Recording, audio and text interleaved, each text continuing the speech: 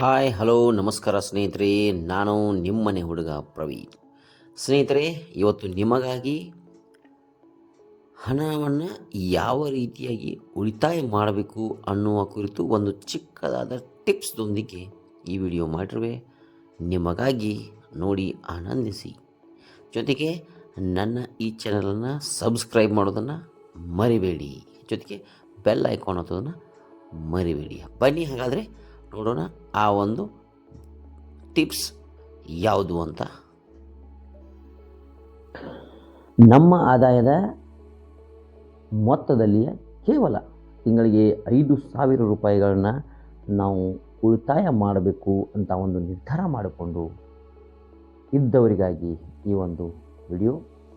ಸ್ನೇಹಿತರೆ, ನನ್ನ ಅಥವಾ ನಿಮ್ಮ ಅಥವಾ ಮಧ್ಯಮ ವರ್ಗದ ಯಾವುದೇ ವ್ಯಕ್ತಿಯ ಒಟ್ಟು ಆದಾಯದಲ್ಲಿ ಪ್ರತಿ ತಿಂಗಳ ಕೇವಲ 5,000 ರೂಪಾಯಿಗಳನ್ನ ನಾವು ಉಳಿತಾಯ ಮಾಡುವ ದೃಷ್ಟಿಯಿಂದ ಈ ಒಂದು ಚಾರ್ಟನ್ನು ಕೂಡ ರೆಡಿ ಮಾಡಿದ್ದೀನಿ.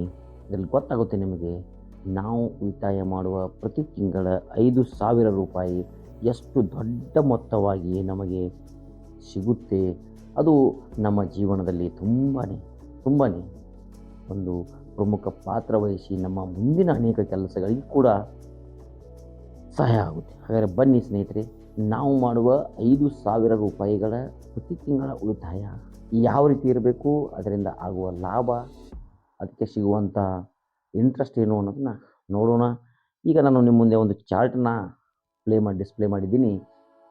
ಈ ಚಾರ್ಟ್ನಲ್ಲಿ ತಮಗೆ ನಾವು ಪ್ರತಿ ತಿಂಗಳ ಒಂದು ವರ್ಷದಲ್ಲಿ ಬರ್ತಕ್ಕಂಥ 12 ತಿಂಗಳ ಒಂದು ಉಳಿತಾಯದ ವಿವರವನ್ನು ಕೊಟ್ಟಿದ್ದೀನಿ. ಜೊತೆಗೇ ಅದು ಒಂದು 5 ರಿಂದ 6 ವರ್ಷದವರೆಗೆ ನಾವು ಉಳಿತಾಯ ಮಾಡಿದ್ದೆ ಅದರಲ್ಲಿ ಆ ಪ್ರಕಾರವಾಗಿ ಅದರಿಂದ ಬರ್ತಕ್ಕಂಥ ಒಟ್ಟು ಹಣವನ್ನು ಕೂಡ ನಾನು ತಮಗೆ ಭಾಳ ಸ್ಪಷ್ಟವಾಗಿ ಈ ಒಂದು ಚಾರ್ಟ್ನಲ್ಲಿ ತಮ್ಮ ಮುಂದೆ ಇಟ್ಟಿದ್ದೀನಿ. ನೋಡಿ, ಅದರ ಬಗ್ಗೆ ವಿವರನೂ ಕೂಡ ಕೊಡ್ತಾ ಇದ್ದೀನಿ. ನೋಡಿ ಬನ್ನಿ. ಈಗ ನಾನು ನಿಮಗೆ ತೋರಿಸ್ತಾ ಇರೋದು ಸ್ನೇಹಿತರೆ ಜನವರಿ 2024ನೇ ತಿಂಗಳದ್ದು. ಅದರ ಕೆಳಗಡೆ ಫೆಬ್ರವರಿ 24, ಆಮೇಲೆ ಮಾರ್ಚ್ 24, ಏಪ್ರಿಲ್ 24, ಮೇ 24, ಈ ರೀತಿಯಾಗಿ ಡಿಸೆಂಬರ್ವರೆಗೂ ಎಲ್ಲ ಮಂತ್ಗಳ ಒಂದು ಚಾರ್ಟನ್ನು ಕೂಡ ಮಾಡಿದ್ದೀನಿ. ಇದರಲ್ಲಿ ಮುಖ್ಯವಾಗಿ ನಾನು ನಿಮಗೆ ಒಂದೇ ತಿಂಗಳ ಸಂಪೂರ್ಣ ಮಾಹಿತಿಯನ್ನು ಪ್ರತಿ ವರ್ಷಕ್ಕೆ ಹೇಗೆ ಅದು ಹೆಚ್ಚಾಗ್ತಾ ಹೋಗುತ್ತೆ, ನಮ್ಮ ಉಳಿತಾಯ ಕೂಡ ಹೇಗೆ ಬೆಳೆಯುತ್ತಾ ಹೋಗುತ್ತೆ ಅನ್ನೋದನ್ನು ಈಗ ವರ್ಷವಾರು ಅಂದರೆ 24, 25, 26 ಈ ಪ್ರಕಾರವಾಗಿ ನಾನು ತಮ್ಮ ಮುಂದೆ ಹೇಳ್ತೀನಿ. ನೋಡ್ತಾ ಹೋಗಿ, ಗೊತ್ತಾಗುತ್ತಾ ಹೋಗುತ್ತೆ ನಿಮಗೆ. ಈಗ ನೋಡಿ, ಜನವರಿ 24ರ ಮಂತಿನ ನಾನು ಒಂದು ಟೇಬಲ್ನ ತಮ್ಮ ಮುಂದೆ ಇಟ್ಟಿದ್ದೀನಿ.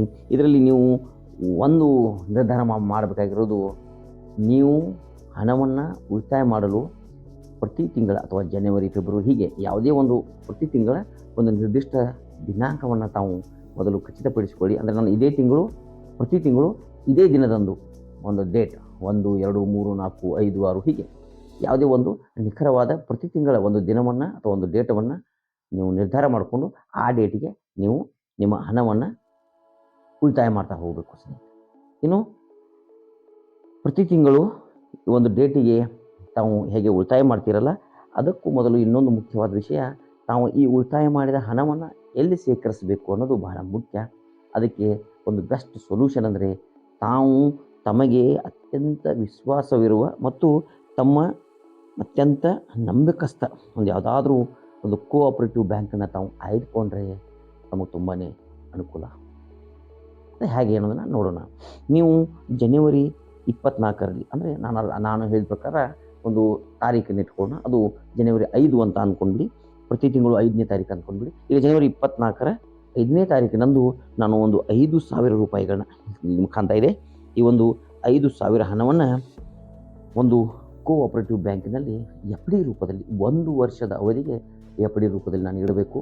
ಹಾಗಿಟ್ಟಾಗ ಸಹಜವಾಗಿ ಕೋಆಪರೇಟಿವ್ ಬ್ಯಾಂಕ್ ಒಂದು ಹೆಚ್ಚಿನ ಬಡ್ಡಿ ದರ ಅಂದರೆ ಸುಮಾರು ಒಂದು 10% ಅದಕ್ಕೆ ಬಡ್ಡಿಯನ್ನು ಹಾಕಿ ಕೊಡುತ್ತೆ. ನೋಡಿ, ಇಲ್ಲಿ ನಮೂದಿದೆ. ಈ ರೀತಿ ಒಂದು 10% ಬಡ್ಡಿಯನ್ನು ಹಾಕಿಕೊಟ್ಟಾಗ ಆ ಮೊತ್ತ 1 ವರ್ಷದ ಅಂದರೆ ಮ್ಯಾಚ್ಯೂರಿಟಿ ಡೇಟಿಗೆ ಅದು ಒಟ್ಟು 5,500 ರೂಪಾಯಿ. ಇನ್ನು ಇದೇ ಅಮೌಂಟ್ 25ರಲ್ಲಿ ನಿಮ್ಮ ಮೆಚೂರ್ಡ್ ಅಮೌಂಟು 5,500 ಆಗಿರುತ್ತೆ. ಆಗ ನೀವು ಏನು ಮಾಡಬೇಕಂದ್ರೆ ಅದೇ ದಿನದಂದು ಜನವರಿ 5, 2025ರಂದು ಅದಕ್ಕೆ ನೀವು ಇನ್ನೂ 5,000 ರೂಪಾಯಿಗಳನ್ನ ಸೇರಿಸಬೇಕು ಎಫ್ ಡಿ ಅಮೌಂಟ್. ಸೇರಿಸಿದಾಗ ಅದು 10,500 ಆಗುತ್ತೆ. ಇನ್ನು ಅದನ್ನು ಕೂಡ 1 ವರ್ಷಕ್ಕೆ ನೀವು ಎಫ್ ಡಿ ಮಾಡಬೇಕು. ಅದಕ್ಕೂ ಕೂಡ ಬ್ಯಾಂಕ್ ಇಲ್ಲ ಅಂದರೂ 10% ಬಡ್ಡಿ ಕೊಡುತ್ತೆ. ಆಗ ನಿಮ್ಮ ಅಮೌಂಟ್ 11,550 ಆಗುತ್ತೆ. ಇದು ಎಲ್ಲಿವರೆಗೂ ಅಂದರೆ 26 ಜನವರಿ 5ರವರೆಗೆ ಇರುತ್ತೆ. ಈ 26 ಜನವರಿ 5ನೇ ತಾರೀಕಿಗೆ ನಿಮ್ಮ ಅಮೌಂಟ್ ಮ್ಯಾಚುರಿಟಿ ಅಮೌಂಟ್ 11,550 ಆಗಿರುತ್ತೆ. ಈ ಒಂದು ಮೊತ್ತಕ್ಕೆ ತಾವು ಆ ದಿನ ಮತ್ತೆ 5,000 ರೂಪಾಯಿಗಳನ್ನ ಅದಕ್ಕೆ ಹಾಕಿ ನೀವು ಮತ್ತೆ 1 ವರ್ಷಕ್ಕೆ ಅದನ್ನು ಎಫ್ ಡಿ ಇಡಬೇಕು, ಆ ಒಂದು ಕಂತನ್ನು. ಆಗ ಅದು ಟೋಟಲ್ ಆಗಿ 16,550 ಆಗಿರುತ್ತೆ ಎಫ್ ಡಿ ಅಮೌಂಟು. ಅದಕ್ಕೆ ಕೂಡ ಬ್ಯಾಂಕ್ 1 ವರ್ಷಕ್ಕೆ ಅವಧಿಗಿಟ್ಟಾಗ 10% ಬಡ್ಡಿಯನ್ನು ಕೂಡ ಬ್ಯಾಂಕ್ ಕೊಡುತ್ತೆ. ಆಗ ನಿಮ್ಮ ಒಟ್ಟು ಮೊತ್ತ ಅಂದರೆ ಮೆಚುರಿಟಿ ಮೊತ್ತ 18,205 ರೂಪಾಯಿ ಆಗುತ್ತೆ. ಇದು 26ನೇ ಇಸ್ವಿದು. ಅಲ್ಲಿಗೆ ಅದು 27ನೇ ಜನವರಿ 5ನೇ ತಾರೀಕಿಗೆ ಮ್ಯಾಚೂರ್ಡ್ ಆಗಿ ಅದು 18,250 ಅಮೌಂಟ್ ಆಗಿರುತ್ತಲ್ಲ, ಅದು ಮ್ಯಾಚೂರ್ಡ್ ಅಮೌಂಟ್ ಆಗಿರುತ್ತೆ. ಅದಕ್ಕೆ ಆ ದಿನ ನೀವು ಮತ್ತೆ ಅದರಲ್ಲಿ 5,000 ರೂಪಾಯಿಗಳನ್ನ ಮತ್ತೆ ಆ್ಯಡ್ ಮಾಡಬೇಕು. ಅದನ್ನು ಕೂಡ 1 ವರ್ಷಕ್ಕೆ ಎಫ್ ಡಿ ಇಡಬೇಕು. ಆಗ ನಿಮಗೆ ಬ್ಯಾಂಕ್ ಅದಕ್ಕೂ ಕೂಡ ಟೋಟಲ್ ಅಮೌಂಟ್ ಅಂದರೆ 23,205 ಆಗಿರುತ್ತೆ. ಅದಕ್ಕೆ ಕೂಡ ಬ್ಯಾಂಕು 10% ಬಡ್ಡಿನ ಕೊಟ್ಟೇ ಕೊಡುತ್ತೆ.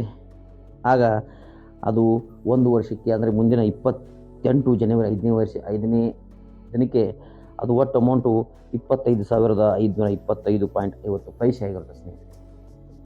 ಇನ್ನು ಜನವರಿ 28 5ನೇ ತಾರೀಕಿನಂದು ತಾವು ಇಟ್ಟಂಥ ಎಫ್ ಡಿ ಮ್ಯಾಚೂರ್ಡ್ ಆದಾಗ ಅದರ ಬೆಲೆ 25,525.50 ಪೈಸೆ ಆಗಿರುತ್ತೆ. ಇನ್ನು ಆ ದಿನ ಕೂಡ ತಾವು ಏನು ಮಾಡಬೇಕು, ಇನ್ನೂ ಅದಕ್ಕೆ 5,000 ರೂಪಾಯಿಗಳನ್ನು ಸೇರಿಸಿ ಟೋಟಲ್ ಅದು 30,525.50 ಪೈಸೆ ಆಗಿರುತ್ತೆ. ಅದನ್ನು ಕೂಡ 1 ವರ್ಷಕ್ಕೆ ಎಫ್ ಡಿ ಮಾಡಬೇಕು. ಮತ್ತು ಅದನ್ನ 1 ವರ್ಷಕ್ಕೆ ಎಫ್ ಡಿ ಮಾಡಿದಾಗ ಅದಕ್ಕೂ ಕೂಡ ಬ್ಯಾಂಕ್ 10% ಬಡ್ಡಿ ಕೊಟ್ಟರೆ ಆಗ ನಿಮ್ಮ ಅಮೌಂಟು 33,577.55 ಪೈಸೆ ಆಗಿರುತ್ತೆ ಸ್ನೇಹಿತರೆ. ಇದು ಕೂಡ ಆ ಅಮೌಂಟನ್ನು ಕೂಡ ನೀವು 29ರಲ್ಲಿ ಅದು ಮ್ಯಾಚೂರ್ಡ್ ಆಗಿರುತ್ತೆ ಅಷ್ಟು. ಅದಕ್ಕೆ ಕೂಡ ನೀವು ಆಗ ಕೂಡ ಅದಕ್ಕೂ ಮತ್ತೆ ಒಂದು 5,000 ರೂಪಾಯಿಗಳನ್ನ ಸೇರಿಸಿದಾಗ ಅದು 38,577.55 ಪೈಸೆ ಆಗಿರುತ್ತೆ.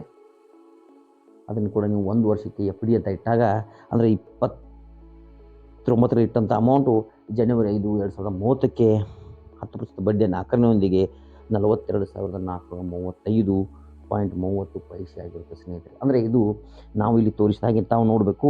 ಇದು ಜನವರಿಯಲ್ಲಿ 24, ಜನವರಿ 25, ಜನವರಿ 26, 27, 28, 29 ಆಮೇಲೆ 30ಕ್ಕೆ ಅದರ ಮುಖಬೆಲೆ 42,435.30 ಪೈಸೆ ಆಗಿರುತ್ತೆ.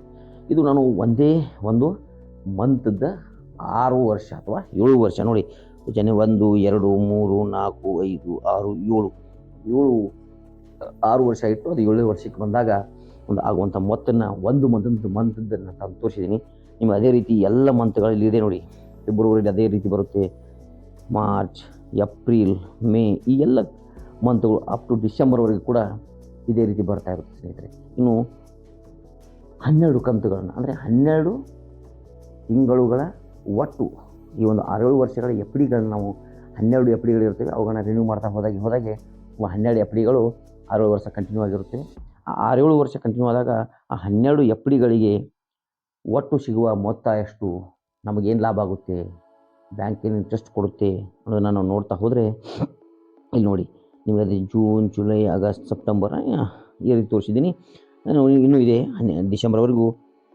ಆದರೆ ನಾವು ಟೋಟಲ್ ನಮಗೆ ಪ್ರತಿ ಒಂದು ಎಫ್ ಡಿ ಕಾರ್ಡ್ನಿಂದ ನಮಗೆ ಸಿಗುವಂಥ ಅಮೌಂಟು 42,435.30 ಪೈಸೆ ಸ್ನೇಹಿತರೆ. ಇದಕ್ಕೆ ನಾವು 12 ಎಫ್ ಡಿ ಕಾರ್ಡ್ ಇರ್ತೇವಲ್ಲ, 12 ಮಂತದ್ದು, ಅದನ್ನು ನಾವು ಇಂಟು 12 ಮಾಡಿದಾಗ ಒಟ್ಟು ಸಿಗುವ ಮೊತ್ತ 5,09,223.60 ಪೈಸೆ ಸ್ನೇಹಿತರೆ. ಅಂದರೆ 5 ಲಕ್ಷ ಹಣ ನಮಗೆ ಬ್ಯಾಂಕ್ನಿಂದ ಈಸಿಯಾಗಿ ಸಿಗುತ್ತೆ. ಇನ್ನು ನಾವು ಈಗಾಗಲೇ ಇನ್ವೆಸ್ಟ್ ಮಾಡಿದ ಹಣ ಎಷ್ಟು ಅಂತ ನಾವು ಗಮನಿಸಿದರೆ ನೋಡಿ, ನಾವು ಪ್ರತಿ ವರ್ಷ 12 60 ಅಂದರೆ 60,000 ರೂಪಾಯಿಗಳನ್ನ ನಾವು ಪ್ರತಿ ವರ್ಷ ಇನ್ವೆಸ್ಟ್ ಮಾಡ್ತಾ ಹೋಗಿರ್ತೀವಿ ಜನವರಿಯಿಂದ ಡಿಸೆಂಬರ್ವರೆಗೂ. ಹೀಗೆ 6 ವರ್ಷ ನಾವು ಅದನ್ನ ಇನ್ವೆಸ್ಟ್ ಮಾಡಿದಾಗ ಅದು 12 60 ಆಗಿರುತ್ತೆ. 60 ಇಂಟು 6 ಅಂದಾಗ 36 ಅಂದರೆ 3,60,000 ರೂಪಾಯಿಗಳನ್ನ ನಾವು ಇನ್ವೆಸ್ಟ್ ಮಾಡಿರ್ತೀವಿ ಬ್ಯಾಂಕ್ನಲ್ಲಿ. 5,000 ರೂಪಾಯಿದಲ್ಲಿ ಡಿಪಾಸಿಟ್ ಇಡ್ತಾ ಹೋಗಿರ್ತೀವಿ. ಅದನ್ನು ಇಲ್ಲಿ ನೋಡಿ ಸ್ನೇಹಿತರೆ, ಅಂದರೆ 3,60,000 ರೂಪಾಯಿಗಳು ನಮ್ಮ ಒಟ್ಟು ಇನ್ವೆಸ್ಟ್ಮೆಂಟ್ ಇರುತ್ತೆ ಈ ಒಂದು ಅವಧಿಯಲ್ಲಿ. ಹಾಗಾದರೆ ಈ 5,02,223.60ರಲ್ಲಿ ನಾವು 3,60,000 ರೂಪಾಯಿಗಳನ್ನ ಮೈನಸ್ ಮಾಡಿದಾಗ ಉಳಿಯುವಂಥ ಮೊತ್ತ 1,49,233.60 ಸ್ನೇಹಿತರೆ. ಅಂದರೆ ಅಪ್ರಾಕ್ಸಿಮೇಟ್ಲಿ ಒಂದು 1.5 ಲಕ್ಷದವರೆಗೂ ನಮಗೆ ಬಡ್ಡಿ ಸಿಗುತ್ತೆ. ಇದು ಹ್ಯೂಜ್ ಅಮೌಂಟ್ ಕೂಡ ಸ್ನೇಹಿತರೆ. ನಮಗೆ ಮಧ್ಯಮ ವರ್ಗದವರಿಗೆ ಇದು ಬಹಳನೇ ಮುಖ್ಯ. ನಾವು ಈ ಒಂದು ಇಷ್ಟನ್ನು ಅಮೌಂಟನ್ನು ನಾವು ಕ್ಯಾಲ್ಕುಲೇಟ್ ಮಾಡಿದಾಗ ನಮಗೂ ಕೂಡ ಆಶ್ಚರ್ಯ ಅನ್ನಿಸ್ತು, ಹೇಗಪ್ಪ ಇದೆಲ್ಲ ಅಂತ. ನಾವು ಈ 3,60,000 ರೂಪಾಯಿಗಳಿಗೆ ನಮಗೂ ಸಿಗುವಂಥ ಬಡ್ಡಿ 1,49,000 ಮತ್ತು 233.60 ಇರೋದನ್ನ ನಾವು ಒಂದು ಅಪ್ರಾಕ್ಸಿಮೇಟ್ಲಿ ಅದನ್ನ ಪರ್ಸೆಂಟೇಜ್ ವೈಸ್ ಕನ್ಸಿಡರ್ ಮಾಡಿದಾಗ ನಮಗೆ ಬ್ಯಾಂಕಿನಿಂದ 6 ವರ್ಷಗಳಲ್ಲಿ ಸಿಕ್ಕಂಥ ಒಟ್ಟು ಟೋಟಲ್ ಪರ್ಸೆಂಟೇಜ್ ಮಾಡಿದಾಗ ಅದು 41.4 ಅಂತ ಬರುತ್ತೆ ಸ್ನೇಹಿತರೆ.